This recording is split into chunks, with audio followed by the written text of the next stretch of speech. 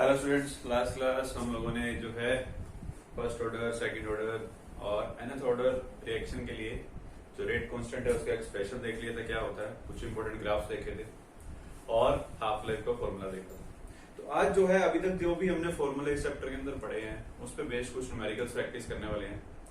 तो न्यूमेरिकल्स ही most important part है। पहले 3 चैप्टर जो है आपके इलेक्ट्रोकेमिस्ट्री हो गया, केमिकल कैनेटिक्स हो गया और जो आपका फर्स्ट चैप्टर सॉल्यूशन है। इन तीनों चैप्टर से ही आपके पास एक एक न्यूमेरिकल श्योर है, बोर्ड के एग्जाम में आपको मिलेगा ही मिलेगा। फिजिकल केमिस्ट्री के चैप्टर्स हैं तो ऑब्वियसली बात है न्यूमेरिकल्स तो मिलेंगे। तो टोटल जितने भी आपके पास चैप्टर्स हैं उन सब में से सिर्फ ये 3 ही ऐसे हैं जिसमें न्यूमेरिकल्स प्रेजेंट है।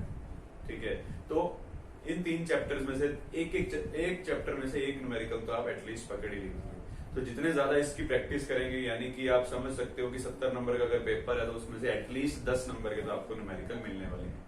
ठीक है, तो 3 न्यूमेरिकल तो श्योर हैं, कुछ 3 के आएंगे, कुछ 2 के आएंगे। 3 तो मिनिमम है, 4 भी आ सकते हैं, 3 तो कम से कम है ही है। यानी कि हर चैप्टर से एक तो आना ही आना है, हो सकता है 2 भी आ जाए। ठीक है, तो इसीलिए न्यूमेरिकल्स की प्रैक्टिस करना बहुत जरूरी है। आपके पास जो भी कोई बुक है उसको उठाइए, जितने मैक्सिमम क्वेश्चन हो सकते हैं उतना प्रैक्टिस कीजिए।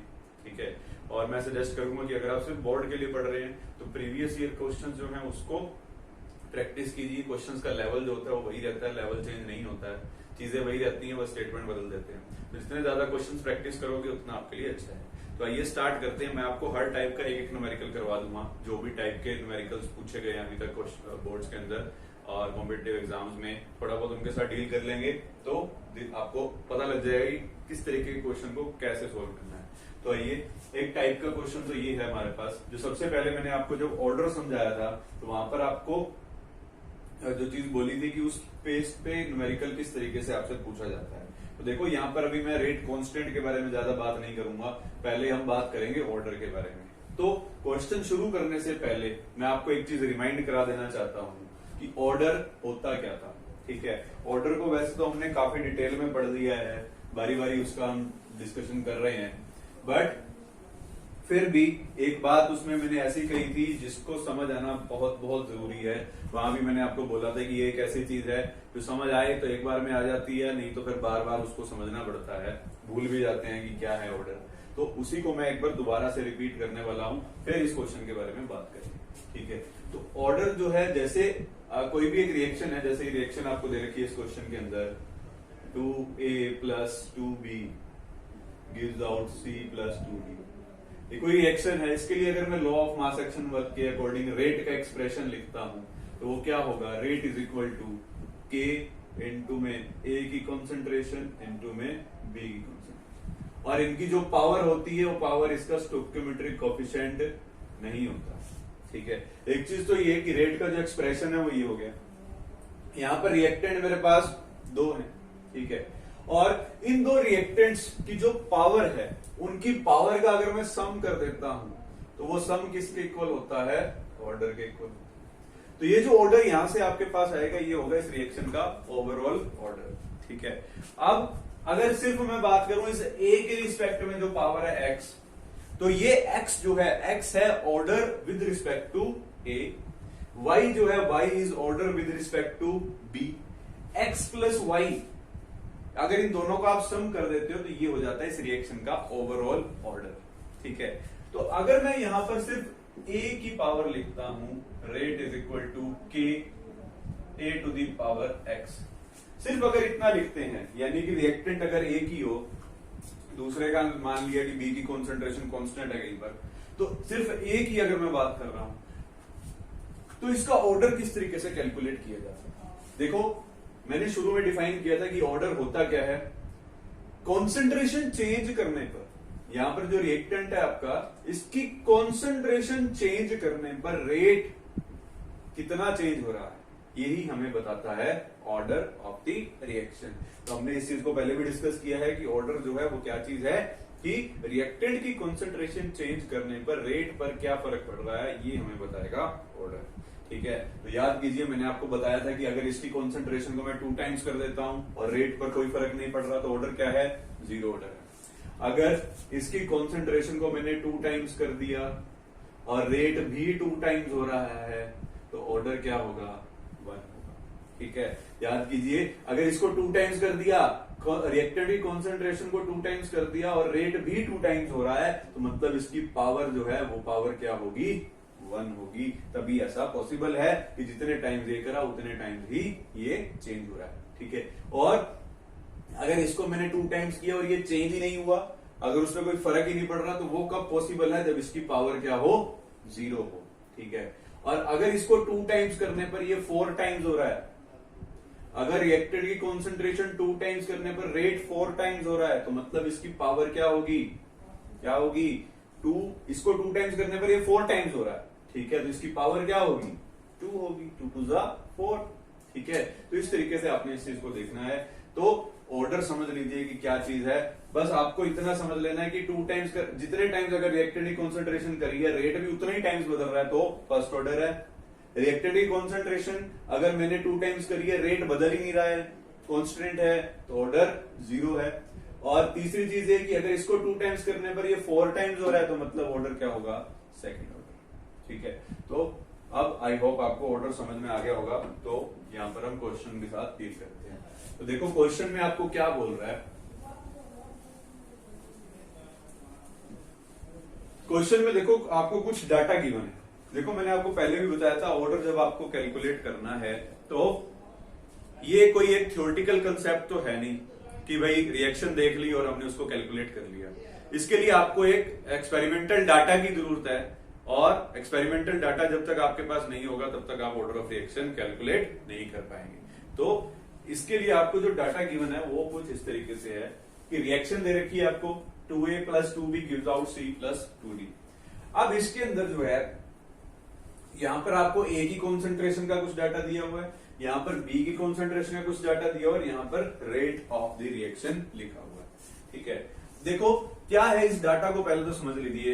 यहां पर अगर A की कॉन्सेंट्रेशन इतनी है, B की इतनी है, तो रेट ऑफ रिएक्शन इतना है। A की कॉन्सेंट्रेशन इतनी है, B की इतनी है, तो रेट ये है। A की कॉन्सेंट्रेशन इतनी है, B की इतनी है, तो रेट ये।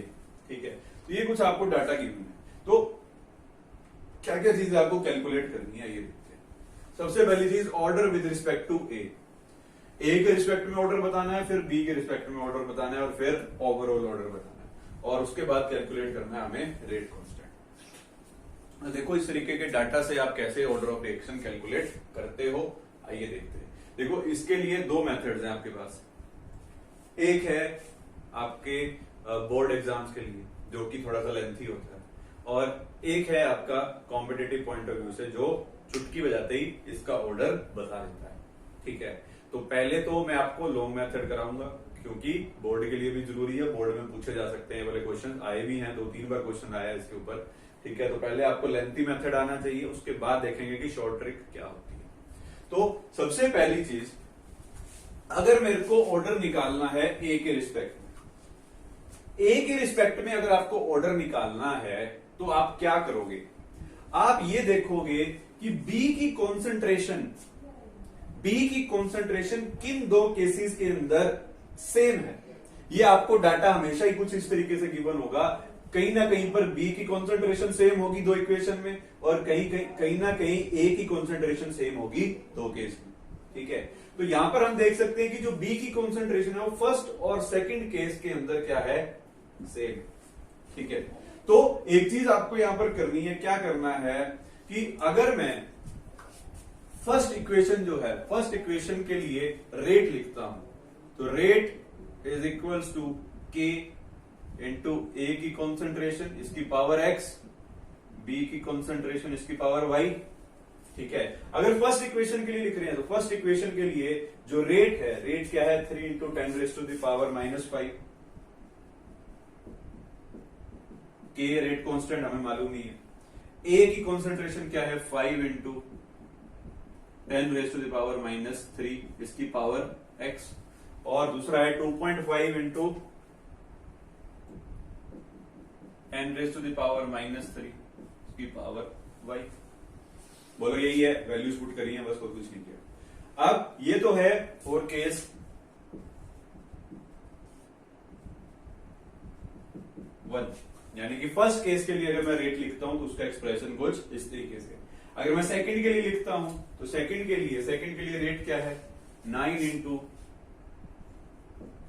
10 raise to the power -5 equal to k into में ए की कॉन्सेंट्रेशन है 15 into 10 raise to the power -3 और इसकी पावर हो जाएगी x, और ये जो है b इसकी कॉन्सेंट्रेशन है 2.5 into 10 raise to the power -3, इसकी पावर है y। This is for case second. बोलो बात समझ में आ रही है? अभी तक हमने सिर्फ क्या किया है, जो रेट का एक्सप्रेशन था, रेट के एक्सप्रेशन में एक बार फर्स्ट केस वाली सारी वैल्यूज पुट करी है, फिर दूसरी बार सेकंड केस वाली सारी वैल्यूज को पुट कर दिया है। ठीक है, अब नेक्स्ट चीज जो है आपको वो क्या करनी है, नेक्स्ट चीज क्या करोगे, एक इक्वेशन आपके पास ये आ गई, एक इक्वेशन आपके पास ये आ गई।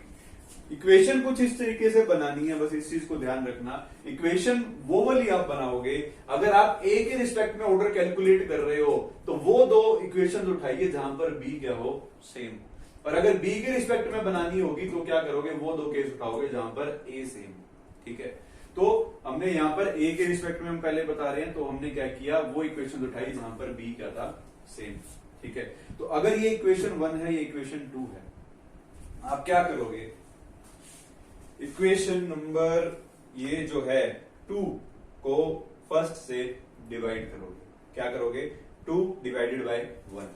ठीक है, नेक्स्ट केस में मैं क्या करने वाला हूं, 2 डिवाइडेड बाय 1। देखो होगा क्या उसको करने से, 2 को डिवाइड करना है फर्स्ट, मतलब बेसिकली आपको करना क्या है, यहाँ पे x और y यही तो है ऑर्डर, किसी को तो कैलकुलेट करना है। उसको कैलकुलेट करने के लिए दो इक्वेशन है हमारे पास, हमने क्या किया, सेकंड को फर्स्ट से डिवाइड कर देना है। तो सेकंड को मैं फर्स्ट से अगर डिवाइड करता हूं, 9 into 10 raise to the power -5, ये सेकंड इक्वेशन है, डिवाइडेड बाय ये होगी इसके ऊपर वाली 3 into 10 raise to the power -5 will be equal to the k 15 into 10 raise to the power -3 की power x divided by k into में 5 into 10 raise to the power -3 की power x, और इधर क्या है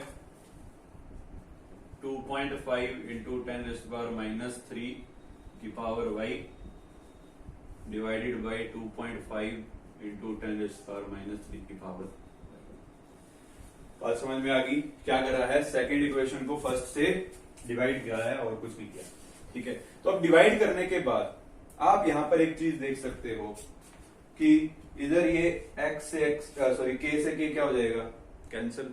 ठीक है, और 2.5 into 10 raise to the power -3 की पावर है y, यहां पर है 2.5 into 10 raise to the power -3 की पावर है y, तो इससे ये कैंसिल हो जाएगा। तो बचा क्या है, यहां पर लेफ्ट हैंड साइड में तो रह गया हमारे पास 9 into 10 raise to the power -5 divided by 3 into 10 raise to the power -5 will be equal to 15 into 10 raise to the power -3 की power x divided by 5 into 10 raise to the power -3 की power x, ये बचा। ठीक है, अब यहां पर देखो 10 टू द पावर -5 से -5 कैंसिल, और ये बचा आपके पास 3 3 जा 9, और इसको कट करोगे तो ये भी क्या बचेगा 5, ये 3 पे कट करेगा, 10 टू द पावर -3 से -3 कैंसिल, इधर क्या बचा 3 टू द पावर x। ठीक है, अब देखो यहां पे ये 3 जो है, इस 3 टू द पावर x, यहां पर ये दोनों इक्वल कब हो सकते हैं, जब x किसके इक्वल हो, किसके इक्वल होना चाहिए x। अगर मैं x को यहां पे मान लो 0 कर दूं तो 3 टू द पावर x, अगर x की जगह पे 0 कर दिया तो वो तो 1 के इक्वल हो जाएगा। इसकी वैल्यू अगर ये x 0 होता तो ये तो 1 के इक्वल होना चाहिए था। ये 3 के इक्वल है, ये 3 के इक्वल सिर्फ कब पॉसिबल है, जब इसकी पावर क्या हो, वेरी गुड 1 हो। ठीक है, तो यहां पर जो x है, x की पावर, x की वैल्यू क्या आ जाएगी 1, यानी कि ऑर्डर जो है with respect to a is first order. ठीक है, बात समझ में आ गई कि a के रिस्पेक्ट में अगर ऑर्डर निकालना है तो a के रिस्पेक्ट में जो ऑर्डर है वो क्या है, फर्स्ट ऑर्डर है। ठीक है, तो ये चीज हमने यहां पर कैलकुलेट करी कि a के रिस्पेक्ट में जो ऑर्डर है वो कैसे निकालना है। सिमिलरली आप b के रिस्पेक्ट में भी ऑर्डर बता सकते हो। ठीक है, तो यहां पर हमने ये जो फर्स्ट पार्ट था उसका एक पोर्शन कंप्लीट कर लिया। नेक्स्ट जो है इसमें हम b के लिए निकालेंगे बी के लिए अगर मेरे को ऑर्डर निकालना है तो बड़े ध्यान से समझ लीजिए इस चीज को, बहुत ही इंपॉर्टेंट है और आपको आनी चाहिए, ये लिखना भी आना चाहिए। कैलकुलेट करना बिल्कुल आसान है ऑर्डर, मैं आपको भी बताऊंगा, आप देखते कहोगे वाह ये तो हो भी गया, ठीक है। कैलकुलेट करना बिल्कुल आसान है, बट इसको अगर बोर्ड में आ गया तो वही लिखना भी पड़ेगा। तो उसके लिए आपको इक्वेशन बनानी पड़ेगी, उसके लिए इसको सारा सोल्व करना पड़ेगा। और जो ट्रिक है उसमें आपको पेन भी उठाने की जरूरत नहीं है, आपको सिर्फ डाटा देखना है, देख के और बता लेना है, ठीक है। देख अभी हम बात करेंगे उसके बारे में, तो पहले एक लॉन्ग मेथड और दोबारा से देख लीजिए बी के लिए जो हम कैलकुलेट करेंगे। तो बी के लिए कैलकुलेट करना है, यानी कि बी के रिस्पेक्ट में अगर आपको ऑर्डर बताना है, तो जैसे कि मैंने आपको अभी बताया है कि अगर बी के रिस्पेक्ट में ऑर्डर बता रहे हो तो आपको क्या करना है, एक वो दो इक्वेशन उठानी है जहां पर ए की जो कॉन्सेंट्रेशन है वो क्या हो, सेम हो। तो सेकंड इक्वेशन और थर्ड इक्वेशन में जो ए की कॉन्सेंट्रेशन है वो क्या है, सेम, ठीक है। अब क्या करोगे, दो इक्वेशन बनाओगे। अगर मैं रेट का एक्सप्रेशन लिखता हूं तो रेट का एक्सप्रेशन क्या होगा भाई, same, rate is equal to k into a to the power x b to the power y, ठीक है।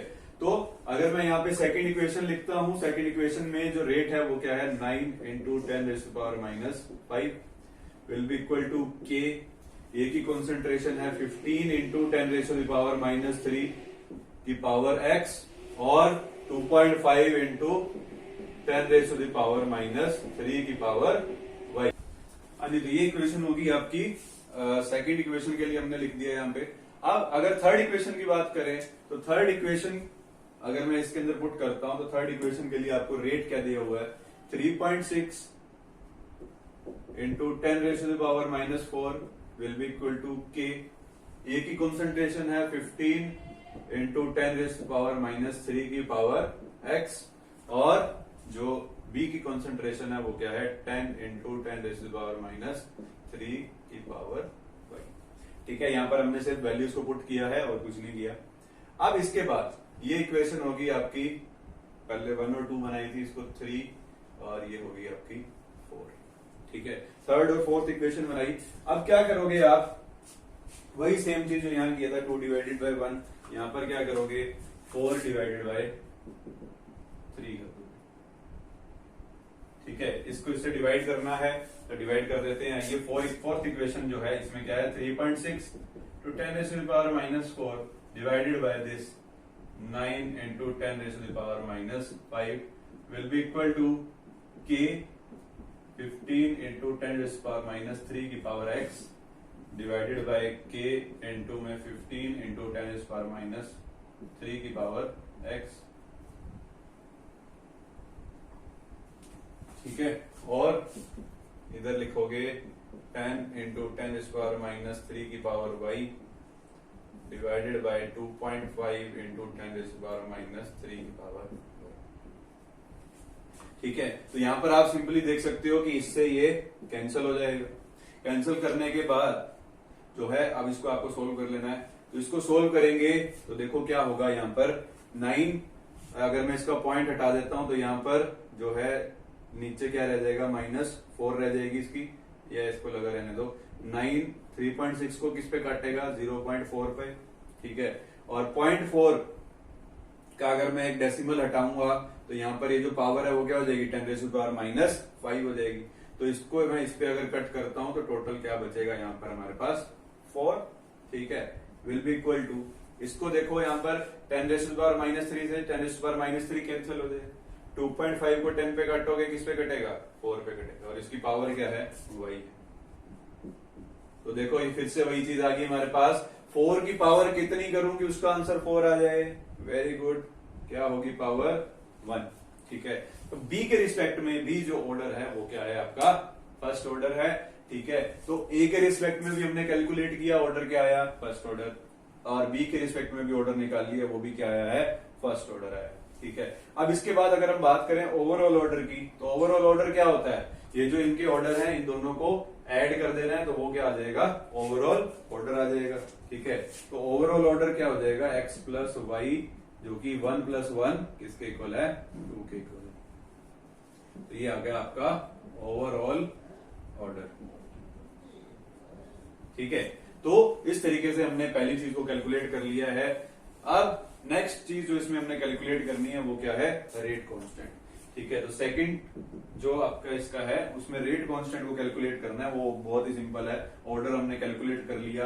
तो देखो रेट का जो एक्सप्रेशन लिखा था हमने, रेट का एक्सप्रेशन क्या था, rate is equal to k into में ए की कॉन्सेंट्रेशन, के इंटू में ए की कॉन्सेंट्रेशन, इसकी पावर इसका ऑर्डर, और बी की कॉन्सेंट्रेशन पावर इसका ऑर्डर। तो इसमें से अब आपको क्या करना है, यहां से कोई भी एक डाटा उठा लीजिए, फर्स्ट का उठा लो, सेकंड का उठा लो, थर्ड का उठा लो, किसी का भी उठा लो और उठा करके यहाँ पर पुट कर दो, ठीक है। और वहां से आप इसको कैलकुलेट कर सकते हो। तो मैं अगर यहाँ पे फर्स्ट इक्वेशन का डाटा उठाता हूं, तो फर्स्ट इक्वेशन में जो रेट लिखा है वो क्या है, 3 into 10⁻⁵ will be equal to K हमें निकालना है। ए की कॉन्सेंट्रेशन क्या है, 5 इंटू में 10⁻⁻3, इसकी पावर एक्स क्या निकाला है हमने, 1, और बी जो दिया है, बी क्या है आपके पास 2.5 इंटू 10⁻⁻3, और वाई जो है वो इसकी पावर वो क्या निकाली है हमने, 1 निकाली, ठीक है।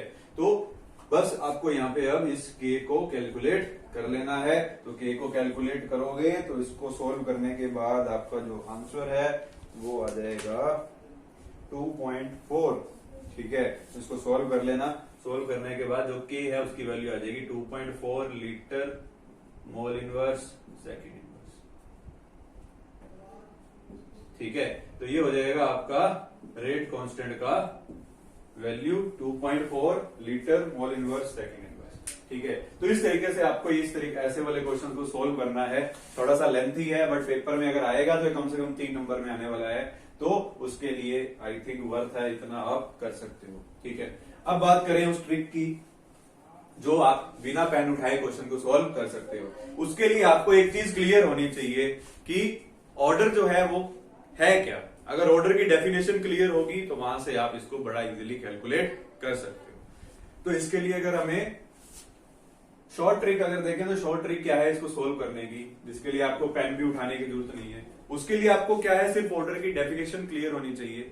ऑर्डर जो है वो हमने क्या समझा था कि जो हमारा रिएक्टेंट है, रिएक्टेंट की कॉन्सेंट्रेशन चेंज करने पर रेट कितना बदलता है, वही है आपका ऑर्डर, ठीक है। अगर आपको वो चीज क्लियर है तो बिल्कुल इजीली आप इसको सॉल्व कर सकते हो, ठीक है। इसमें वो वाली चीज काम में आएगी जैसे मैंने आपको भी बताया था।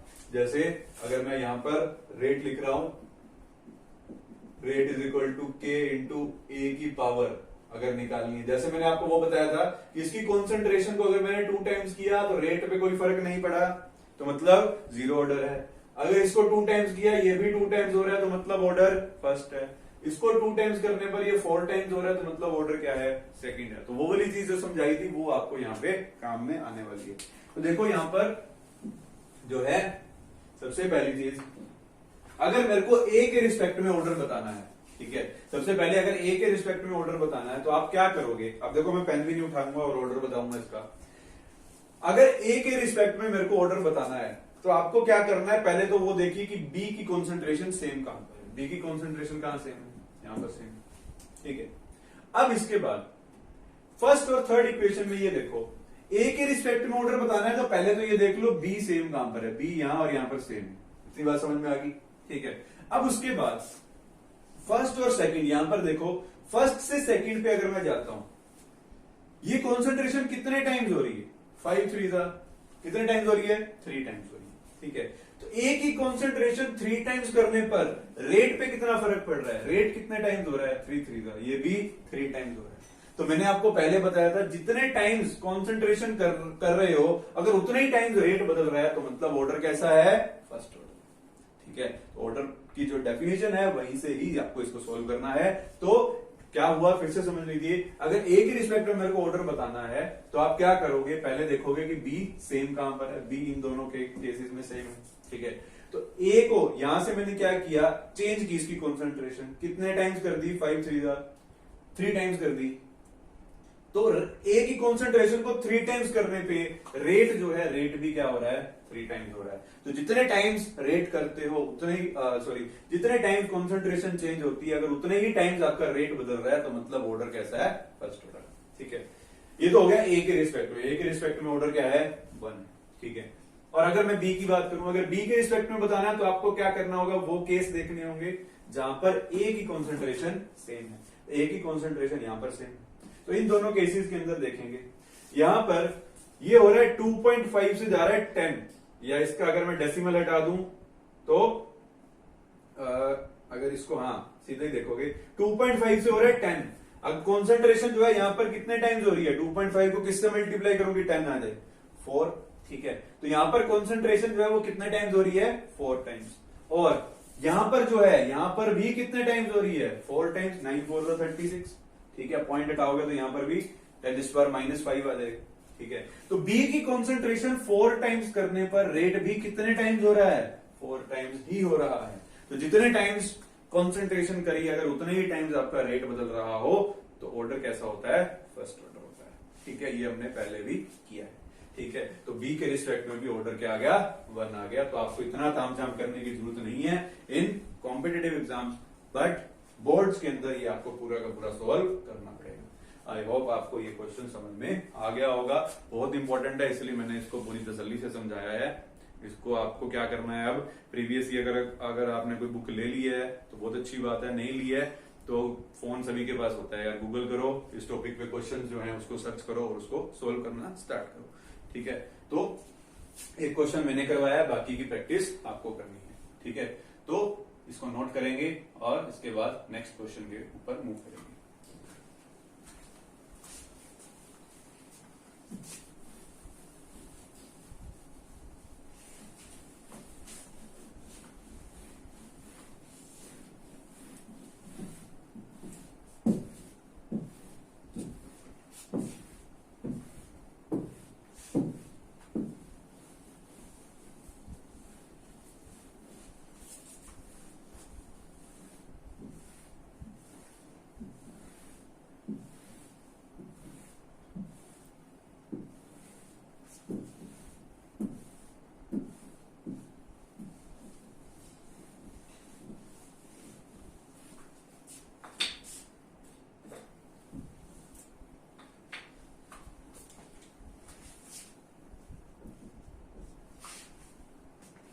हाँ जी, सेकंड क्वेश्चन देखेंगे। इसके बाद एक सिंपल सा क्वेश्चन करेंगे, ये थोड़ा सा ज्यादा लेंथी हो गया था।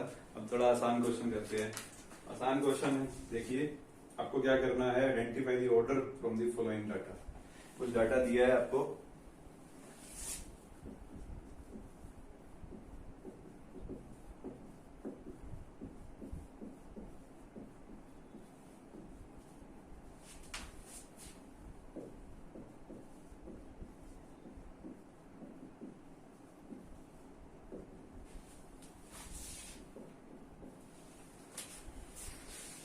तो पहली चीज जो दी है आपको वो है आपका रेट का expression, rate is equals to के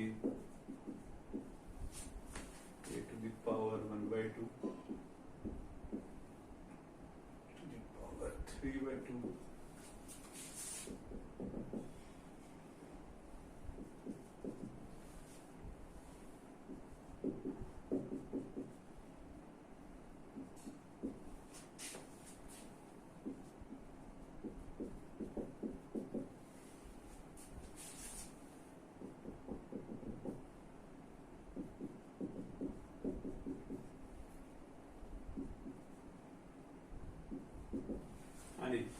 नेक्स्ट क्वेश्चन जो है इस तरीके का सिंपल क्वेश्चन भी आपसे पूछा जा सकता है, नीट में आ सकता है, ये जेई मेन में आ सकता है, ठीक है। एडवांस में तो नहीं पूछेंगे इतने टू क्वेश्चन, काफी इजी क्वेश्चन है।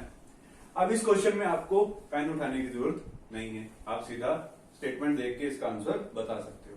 तो देखो आपसे इस तरीके का क्वेश्चन भी पूछा जा सकता है, बोर्ड में भी आ सकता है, ठीक है। तो क्या है, आपको पूछ रहा है identify the order from the following data. ये आपको 3 कुछ डाटा दिए हुए हैं और आपको क्या करना है, इनकी हेल्प से ऑर्डर कैलकुलेट करना है, ठीक है। अगर पहला यहां पर देखो मैं, पहली चीज जो आपको दे रखी है वो क्या है, रेट दे रखा है, रेट का एक्सप्रेशन लिखा है, रेट इज इक्वल टू के a to the power half b to the power 3/2, ठीक है। अब आपको क्या करना है, ऑर्डर बताना है रिएक्शन का। तो ऑर्डर देखो यहां पर ए की पावर दी है 1/2, बी की पावर दी है 3/2। तो ओवरऑल ऑर्डर अगर हमें बताना होता है तो हम कैसे बताते हैं, दोनों की पावर को क्या कर देते हैं, ऐड कर देते हैं बस। तो 1/2 प्लस 3/2 करोगे कितना आएगा, कितना आएगा, राइट 2, ठीक है। तो इन दोनों पावर को अगर मैं ऐड कर देता हूं यहां पर 1/2 प्लस 3/2 क्या करोगे, यहाँ पे 2 एलसीएम लिया, ऊपर बचा 1 + 3 विल बी इक्वल टू 4/2 और इसको सोल्व करोगे तो क्या आ गया 2, यानी कि ऑर्डर जो है आपका वो क्या है सेकंड ऑर्डर। ठीक है, तो पहला वाला जो रेट का एक्सप्रेशन दिया है वो बिल्कुल देखते ही आप बता सकते हो, आपको सिर्फ क्या करना था, इन दोनों की पावर को ऐड करना था और ऑर्डर निकाल लेना। ठीक है, अब सेकंड की बात करें, सेकंड और थर्ड ये दोनों सिमिलर हैं। ठीक है, ये सिमिलर वे से सोल्व होने हैं, मतलब कि अगर आपको किसी क्वेश्चन में रेट कांस्टेंट दे देता है और रेट कांस्टेंट के थ्रू आपसे पूछता है कि बताइए ऑर्डर क्या है, सिर्फ रेट कांस्टेंट दिया है, ओनली रेट कांस्टेंट अगर देता है और आपको पूछता है कि जो ऑर्डर है वो बताइए क्या है, तो उस केस में आपको क्या करना है, आपको सिर्फ रेट कांस्टेंट की यूनिट्स देखनी है, रेट कांस्टेंट की यूनिट्स देखनी है। तो यूनिट्स देखकर भी आप ऑर्डर बता सकते हो। मैंने आपको पहले भी बताया है कि जो रेट कांस्टेंट है, रेट कांस्टेंट की जो यूनिट्स हैं वो हर ऑर्डर के लिए अलग अलग हैं। जीरो ऑर्डर के लिए अलग होती है, फर्स्ट के लिए अलग है, सेकंड के लिए अलग है। ठीक है, तो अब आपको याद होना चाहिए कि जीरो ऑर्डर के लिए यूनिट्स क्या थी, फर्स्ट ऑर्डर के लिए क्या थी और सेकंड ऑर्डर के लिए क्या थी।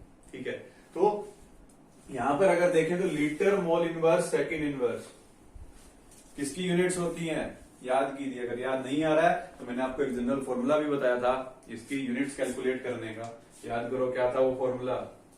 अगर यूनिट्स निकालनी है के की, उसके लिए फॉर्मूला बताया था मोल लीटर इनवर्स की power 1 - n into second inverse. ठीक है, तो अगर हम बात कर रहे हैं हमारे फर्स्ट ऑर्डर की या जीरो ऑर्डर की अगर बात करोगे तो जीरो ऑर्डर के लिए n की वैल्यू क्या भरोगे, 0 भरोगे। अगर if n is equal to 0, अगर जीरो ऑर्डर के लिए यूनिट्स देखनी है तो n की जगह पर 0 भर दोगे, तो यहां पर इसकी पावर क्या हो जाएगी 1, तो k की यूनिट्स क्या होगी मोल इनवर्स सेकंड इनवर्स। ठीक है, अगर फर्स्ट ऑर्डर के लिए निकालनी है तो n को क्या भर दोगे 1, तो 1 - 1, यहां n की जगह अगर 1 भरोगे तो 1 - 1 क्या हो जाएगा 0, तो किसी की पावर 0 किसके इक्वल होती है 1 के इक्वल, तो रेट कांस्टेंट किसके इक्वल आ जाएगा, मतलब यूनिट्स इसके इक्वल आ जाएंगी सेकंड इनवर्स। अगर n 2 के इक्वल है यानी कि सेकंड ऑर्डर है तो इसकी पावर क्या हो जाएगी 1 - 2 -1, तो अंदर वाली सारी वैल्यूज क्या हो जाएंगी, इसकी पावर उल्टी हो जाएगी। तो 1 - 2 इसकी पावर अगर -1 कर देंगे तो मोल की पावर -1 हो जाएगी, लीटर की पावर -1 थी अब क्या हो जाएगी +1, और ये सेकंड इनवर्स तो बाहर। तो आई होप आपको आपका आंसर मिल गया होगा कि जो रेट कांस्टेंट है उसकी यूनिट्स जो है mole inverse litre second inverse किस ऑर्डर के लिए है, सेकंड ऑर्डर के लिए। तो ये आपको अगर एज इट इज याद हो तो बहुत अच्छी बात है, अगर नहीं है तो आपको ये फॉर्मूला जरूर याद होना चाहिए जिसकी हेल्प से हम किसी भी ऑर्डर की यूनिट्स को बता सकते हैं। ठीक है, तो आई होप आपका सेकंड और थर्ड दोनों ही सोल्व हो गए होंगे। थर्ड केस में भी सेम है, रेट कांस्टेंट की आपको यूनिट से पहचानना है कि ऑर्डर क्या होगा, तो सेकंड इनवर्स जो है वो यूनिट्स किसकी होती हैं, फर्स्ट ऑर्डर ऑफ रिएक्शन के लिए, और सेकंड ऑर्डर के लिए होती है litre mole inverse second inverse, जो कि आपको यहाँ पर नजर आ रही है। ठीक है, तो इस तरीके का सिंपल क्वेश्चन भी आपसे पूछा जा सकता है। ठीक है, तो ये चीज हो जाएगी। नेक्स्ट क्वेश्चन अगर हम इसमें देखेंगे